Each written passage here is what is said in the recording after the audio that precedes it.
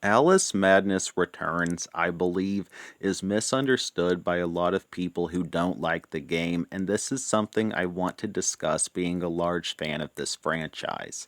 I think that, above all else, it is misunderstood because it is not a game that focuses on combat largely, like most hack and slashes, but focuses more on storytelling and art first, before anything else, and gameplay is kinda secondary. Similar to Silent Hill in a way, how combat is never the main focus, but storytelling is.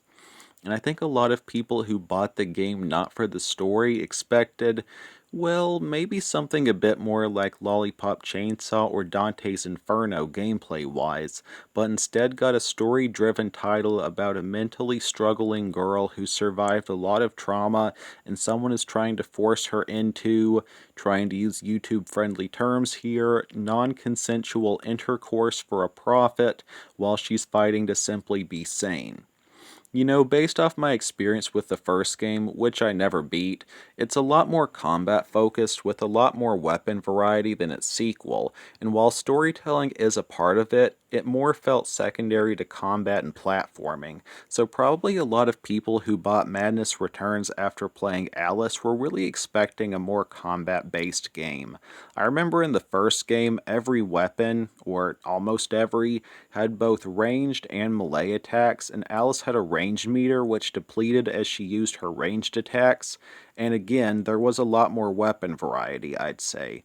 In Madness Returns, you only regularly use the Pepper Grinder and Vorpal Blade. Unless you bought the DLC, then you'd also use the Hobby Horse to regain health. But in the first game, you'd regularly use every weapon handed to you, except for maybe the dice because of their intentional unreliability.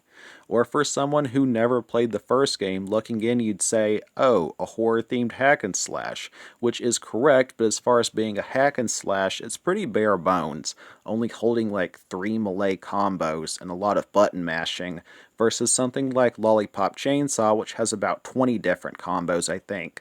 So the gameplay itself could become tiresome to one not intrigued by the story.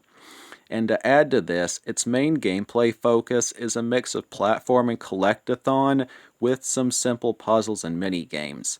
Yeah, I don't think if someone just randomly saw this at GameStop back in the day, they would instantly think, oh, Mario 64, but it's rated mature.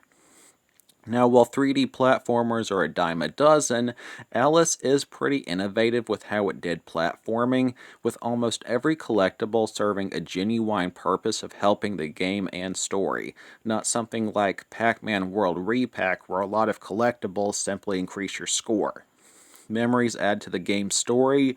Radula rooms allow you to collect red paint to increase your health. Teeth allow you to purchase new upgrades. Pig snouts help you find teeth or other items, with the only useless collectible being bottles, which serve no purpose other than something else to do. And while 3D platforming itself isn't anything super innovative, I think McGee did a very good job of keeping the sections from getting too repetitive, such as the addition of shrink sense needed to see otherwise invisible platforms, or steam boilers, or whatever they're called, which are used in some sections. But again, I think a lot of people expected a more combat focused game, especially since some of the trailers gave that vibe that it would be a bit more action packed than the final result. Whether this is EA's or McGee's fault or a complete accident, I don't know.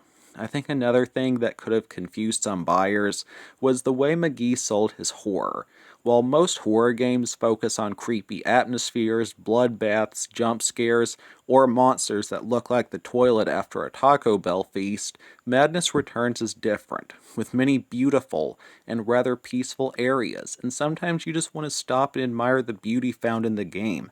It really wasn't until the second half of Chapter 4 and the last chapter where McGee went a bit more all out with scary areas and a more traditional horror feel.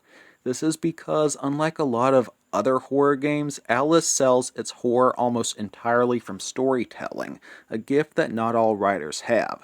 It's easy to throw together a jump scare splatterhouse, but a bit more challenging to write an in-depth story that makes you want to barf while keeping gore to a minimum. Looking at a game such as Dementium the Ward, for example.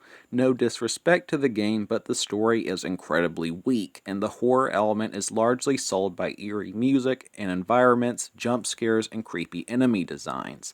This horror is easy to make, but writing a horror story that isn't all guts and gore takes a bit more skill. So there we have it.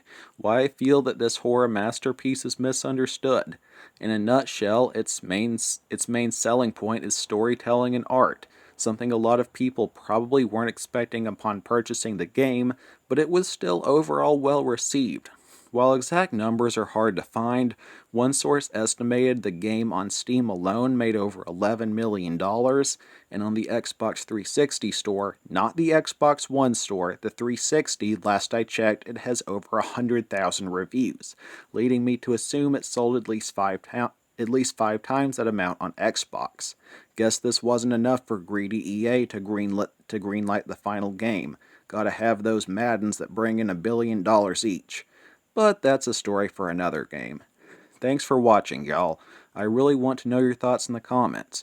For any newcomers here, I mostly play, review, and discuss horror and zombie games, so maybe check out some of my other videos if that sounds interesting. Always remember that God loves you. Peace.